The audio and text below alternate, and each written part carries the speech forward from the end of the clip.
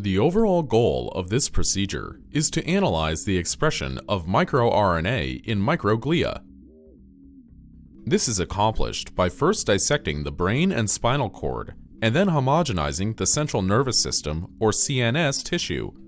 In the second step, mononuclear cells from the CNS are isolated by a Perkal gradient, and then the microglial population is identified by FACS.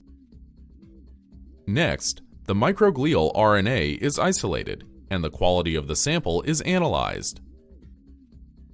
Finally, real-time PCR for the particular microRNA of interest is performed.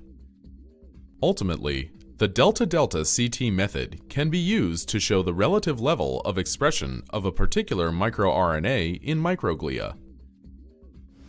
Generally, individuals new to this method will struggle because they fail to isolate sufficient number of mononuclear cells from the CNS or because the sample is contaminated with myelin and cell debris. Both cases result in low-quality RNA preparation with either low concentration of RNA or contamination with protein respectively. Demonstrating the procedure will be me and Tatiana Veremeyko, a postdoctoral fellow from our laboratory.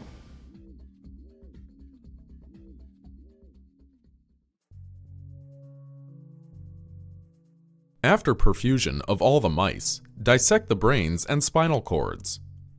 Then, place one brain and one spinal cord at a time into a 15 milliliter Dounce homogenizer, adding 5 milliliters of PBS to the tissues each time.